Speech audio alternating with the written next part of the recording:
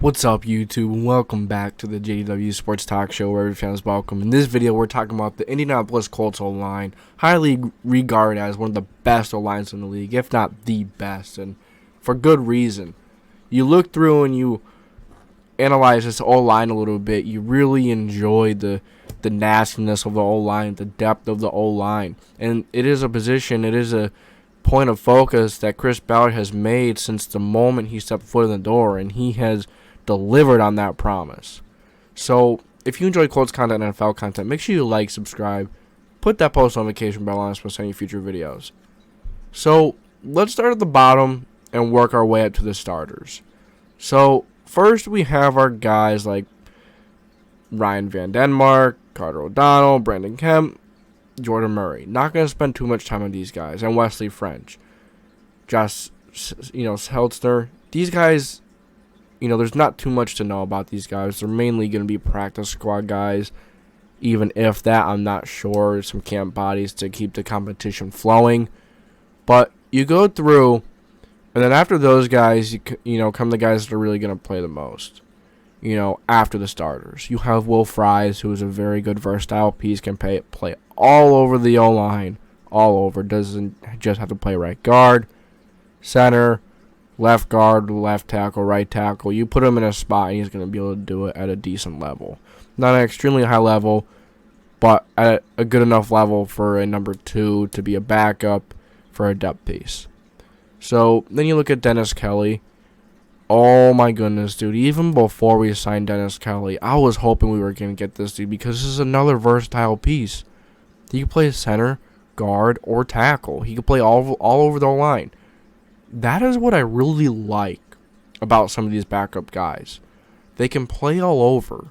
And that is so valuable because you don't have to have a backup at every single O-line, depth chart, I guess you could say.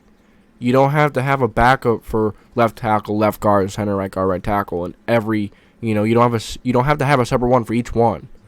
You have 3 or 4 versatile guys, like 3 versatile guys, maybe one more guy that is mainly one position. You're set for depth.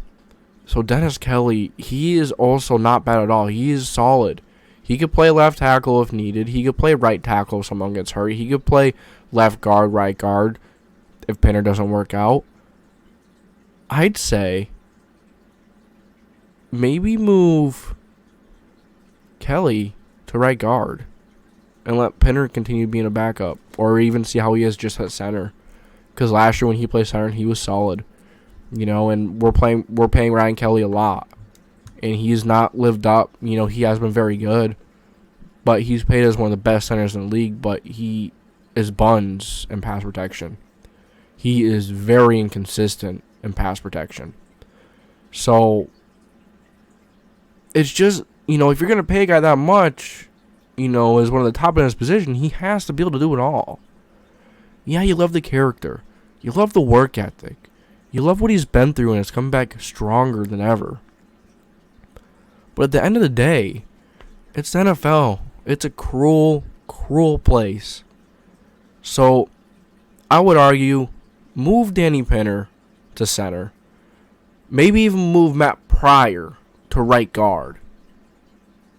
And then have Dennis Kelly play left tackle and Bernard Raymond back him up. I think that is a solid O-line chart. I think that is solid. And you trade Kelly for some draft capital. Heck, maybe a speedy wide receiver. Maybe not a very expensive one.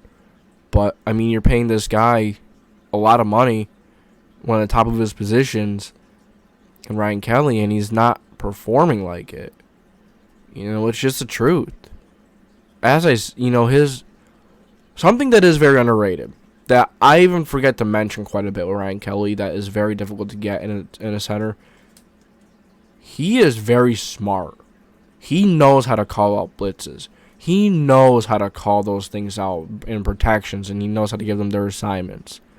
That is something that I fail, and, it's easy to fail to remember that, to get that out there.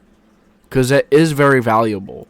But at the end of the day, you're still being paid one of the highest of your position. You are very smart. One of the smartest centers in the league. But, man, you have to improve that pass protection.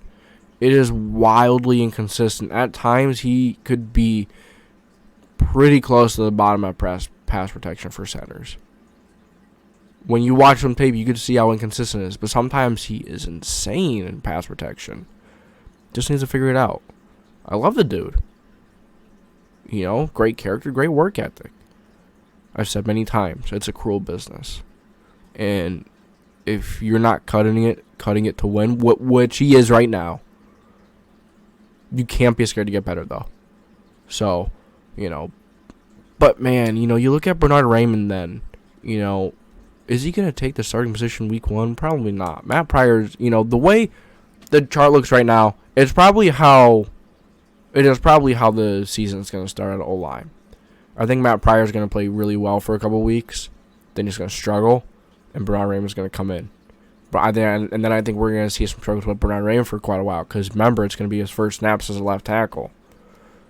Not including the preseason, not including the training camp.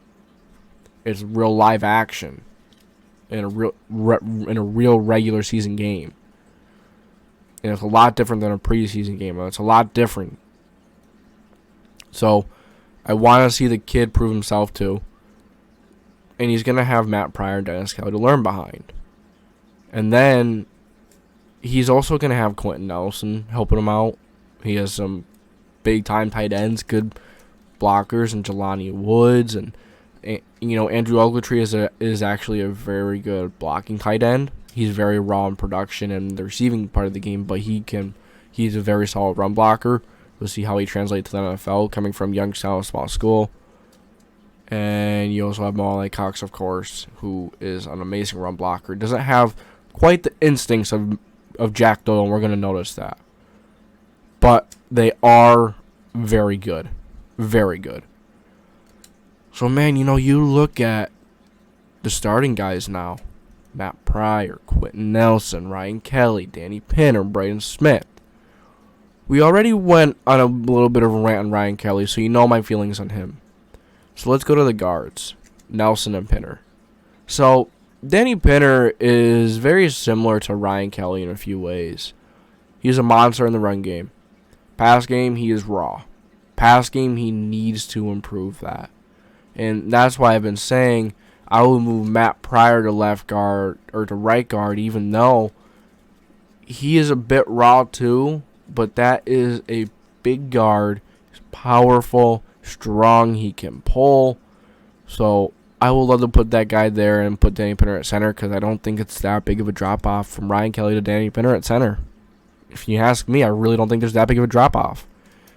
So then you look at Braden Smith, man. He's one of the most underrated players in the NFL. He has been absolutely amazing on that right side. Some of the best pass rushers struggle against him big time. When you go and you look at a few years ago, I think it was 2 years ago, even this past year, yeah, he was hurt this past year, but 2 years ago, when we had LaRaven Clark and we had a few guys out, even in the Jaguars game, Josh Allen absolutely obliterated Fisher, but Fisher was terrible.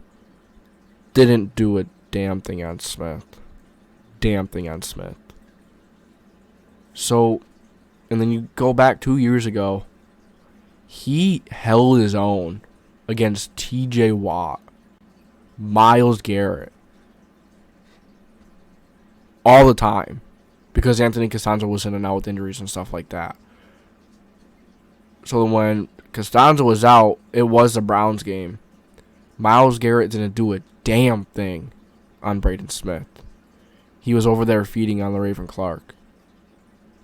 So, my goodness, man. Yeah, Braden Smith is so underrated. I don't even know what else to say because he's so damn underrated. How many times am I gonna say it? He needs to be talked about more.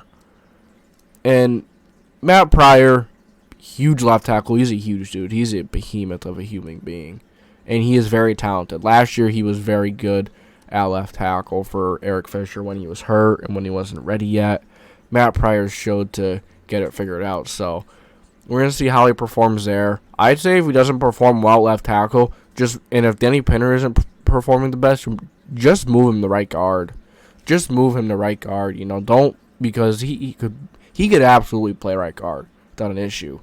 And then move Pinter inside if Kelly's struggling too, whatever. But yeah, man, you look at this offensive line room and Quenton Nelson. How can I talk about everyone but Quenton Nelson?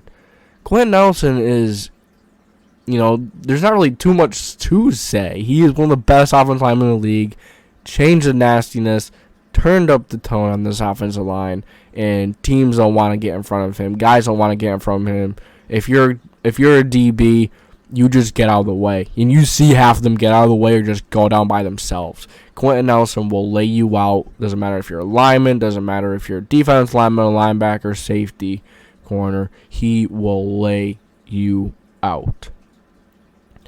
One of the best to do it. He may go down as one of the best to ever do it on the O-line. He has allowed very few sacks. He is like the same amount of Pro Bowl, all pros and sacks allowed, which is kind of wild. He's been a Pro Bowler like every single year, I'm pretty sure. You can't get much better than Quenton Nelson. You can't get much better. So big contract coming up for him. I'm not going to complain about him. He's fine right where he is. So you guys let me know what you think about the offensive line room. This offensive lineman is very good, very deep, has some very good starters. All starters are very good. Some are a little unproven, but we think can be solid starters. But that's all I got for you guys today. So thank you for tuning in to the JDW Sports Talk Show, where every fan is welcome.